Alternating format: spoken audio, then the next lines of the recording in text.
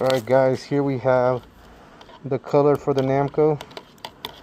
I didn't really exactly measure everything. I just kind of eyeballed the spoonful or the spoon size. As you have it right there, it's kind of like a very it's more like it has like a very I want to say like a baby rose pearl look to it. And I threw some black in there so I could get some black shade. Might just throw a little bit more black. And we're about to spray this right now.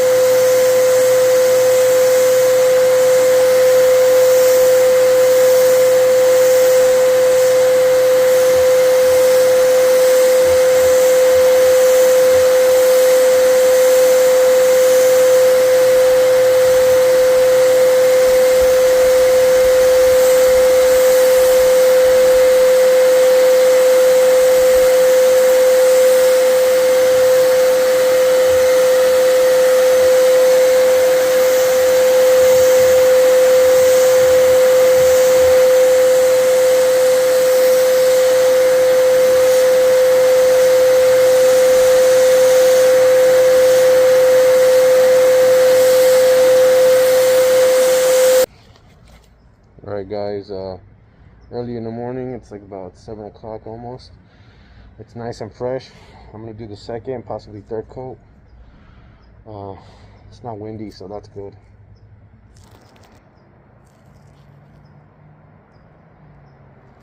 Start off with the back. I gave it a quick scuff and wiped it down.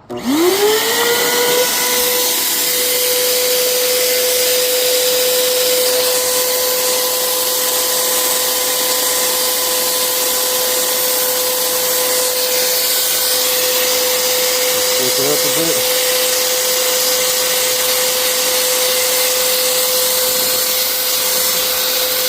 Oh, that's not good.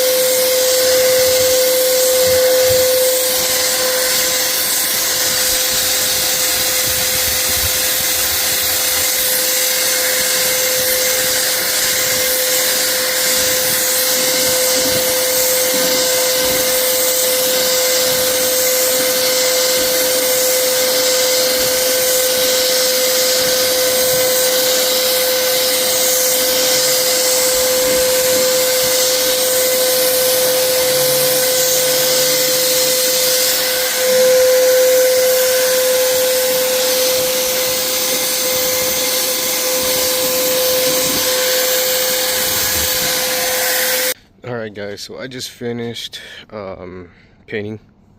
Let's see, let's go take a look real quick. Now, I did 3 coats. 2 were of base and 1 was of clear. Okay, I did get some more runs.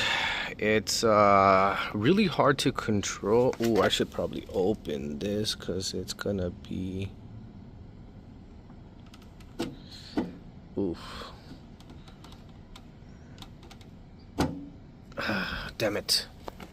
Okay, so trying to avoid the door getting stuck, I kind of removed some paint from there. But anyways, again, this is not this is my own, this is mine right here. This is only for work purposes. This is my carpet extractor, which I'm building, so I just wanted to make it look a lot better than what it was before. And anyway, so like I was saying, with the 3.0 tip, and of course anybody's gonna know 3.0 is excessively big, right? But the only other tip I had, and that comes with the Avanti, is the 1.0. And so I thought, I was like, okay, 1.0 is seems kind of small to shoot out flake and, you know, a good amount of pearl. So that's why I shot it with the 3.0. But you can adjust the opening slightly. So you could adjust the trigger to see how wide the mouth is going to open. So I had it like slightly cracked open, and that was doing good. But then what I did is I got overly excited or anxious, I would say, and I just tried to cover everything in like one shot. And of course, I mean, dude, come on, like, we all know we're not supposed to do that. But anyways, I did that yesterday because the sun was going down and I just wanted to get enough to shoot today. And then today I was like, all right, cool. It looked like I was covering very well. And I was like, all right, and I even covered my imperfections. But the thing is that regardless, that 3.0 is still really way too much material coming out. And if I would have lowered the pressure, then it would have been a lot more orange peely. So not that I was really worried about orange peel too much, but I just, you know, yeah. Then last coat I did just clear coat over it. So there's 3, like I said, it's 3 coats. The last coat is clear coat of the Tractor clear coat. And it still had some pearls in it because I mixed it in the same cup, but majority was just clear coat. And it actually laid down really nice with the 1.0 tip. I actually got it on there very evenly. After I laid down a wet coat of that clear, I actually got no runs. Good thing the back was my practice shots, because that's where the back, you can see most of the sags, the pearls are sagging. Other than that, I mean, shoot, I think you could paint a car with that thing. It would just take quite some time. It's kind of like an LVP. LVP, is that it? LVLP. Low volume, low pressure. Sun's not up right now, so it's really hard to see what it looks like, you know, with some light to it.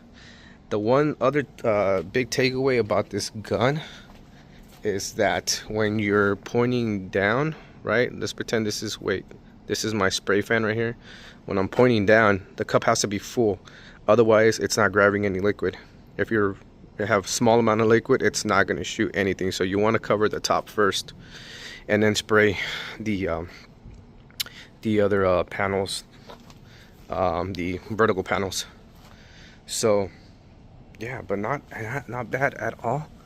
I'm actually quite impressed. Most of the clear is actually nicely stacked right here on these like ribs, because that's where it looks the most glossy. But well, that'll do for that. Now I just gotta put this thing together. I'm gonna let it dry. This thing had, the mix ratio was 4:1:1, which is obviously clear to hardener to reducer. So it should, I'm gonna give it, either way, I gotta work the next 3 days. I'm not gonna have time to do anything. I'm gonna give it till Monday, probably to cure. And it's gonna bake out here in this hot freaking sun. So it should be fine by then. And then I'm gonna start putting everything back together. Good color though, good color. Well, anxious to see what it's gonna look like in the sun. So real quick, that's a 3.0, that's a 1.0, And as you can see, the 3.0 is much okay. So it started dripping from in here. I don't know why. I don't know if there was back pressure going on. Like, yeah, the 3.0 just gave me a lot of problems for this paint. The 1.0, like as you can see, it's really clean. It gave me no problems as soon as I adjusted the, so this is where you could adjust the volume. So when you actually hit the trigger, I don't know if you can see right there, see how that the needle backs up, it makes the mouth open. Yeah, so you could adjust that with this, because this will hit the wall of the second piece of the gun. Yeah, I got a bunch of crap right here, bizzle that I'm working on. So here's the paint, guys. This is what the paint looks like. Yeah, it's a nice pearl, like a black pearl kind of, I mean black cherry pearl. Not really, because it's more cherry than it is black. And this is the metal flake that I put on there. Kind of, yeah, it goes with it. But we'll see how it looks with light.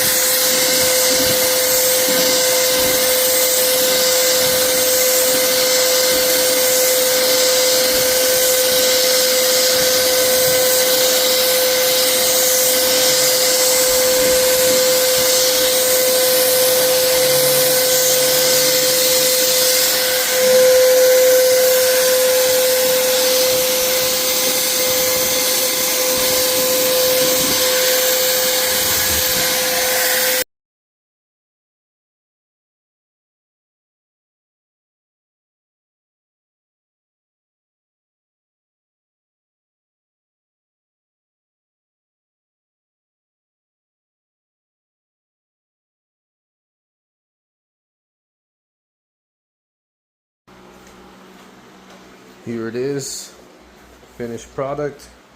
Now, I know this looks really dumb, but that's all I can do for now. The hole ended up being much bigger than I anticipated, so I had to go with this PVC elbow, and I just have to pretty much seal it. Other than that, it works really good. I was thinking about, I could point it out this way, and then I would just turn around the extractor, so obviously whatever direction I'm cleaning, it'll point, you know, the hose will point out that way. Or I could just point it down like this, and I mean, there's not much. I lose about 2 inches of slack. That's about it. But that's the so this is the custom paint job that I did with mica powder. This is very, very budget friendly. I used, what was it, Rust-Oleum satin black underneath as the pretty much like base coat or undercoat, and then I used mica powder with it was a wine red, and mixed with black mica powder. Then I topped it off with some metallic flakes, which is around the same color as the mica powder. Looks pretty good. I mean, I wasn't going for car show finish. I was just putting something for, obviously, to change it up, make it look a little bit newer, better, and obviously durability. And then I cleared it with Magic Tractor paint. Now, this is not going to see much sun. It's either going to be in the van or at the doorstep, but it's not going to see much sun. Or it's probably going to be inside the facility or the house, whatever it may be. So, quick little walk around. The back was my practice shot, so I do have some runs back there, and even in the front too. But I mean, overall, this was great, especially because it was sprayed with a electric sprayer. I did not spray this with any of my professional stuff because, well, I didn't want to set up the stuff. So I did the pigtails instead of the traditional yellow cords that it comes with, or orange cords, whatever color that comes with, right? I removed them. Now, I was going to also remove the hose, but at the end I thought, no, I'll just leave it there as a backup option, even though I have 3 different pumps. But it's not a bad idea to, you know, draw my water out of whatever reservoir I'm using, and then I could have this pump send it into my pressure washer setup, and it'll work. Everything will work great. So yeah, I went with the pigtails instead of the very, very long extension cords. I prefer this. It's much easier to move. The upgraded, much bigger 13-inch wheels instead of the standard size 10-inch wheels. What else did I do? Like I said, the upgraded to the, I think this is 3-inch, goes down to 2-inch instead of the traditional 1 1/4, because it was way, way smaller. And let's take a look in here. So dual 6.6 vac motors. I do have to change this hose eventually. It does kind of crimp up, but the other ones are fine. This is the exhaust hose leading out to the hole out there. I did several holes so I could have more I guess air coming in. And yeah, dual 6.6 ZX motors. I had already done this to my Namco before, and then I removed them. I built my other ETM, and then I put them back here because this is going to be my pretty much my go-to machine from now on. This is going to be an ETM / portable, and it's going to be kind of like a pretty much like a standalone unit, because it's going to have everything, even including, so this is a pump out, automatic pump out. I'll show you right here. All I'm using is a Harbor Freight sump pump, automatic sump pump. So this thing, as soon as it gets to the drain line, there's a line on the side of the pump. It'll just automatically just start to shoot the water out. And I did that right there with some PVC. It's on there pretty good. And that's it. Already tested it out. It works good. It works great. Yeah, guys. So check out that paint. It looks pretty good. Yeah, I couldn't have done much better. Had less texture, but like I said, this is not a show car. It already looks 100 times better than before. So yeah, see, when the color actually focuses it on right, you can see the true color. It's like that more bloody red, which I like. Now I am gonna go ahead and I'm gonna add pretty much like support bars. So I'm gonna add some PVC, some 2-inch, going across this way and then going across this way. Same thing on this side. Why am I gonna do that? Well, because this will be used as an ETM.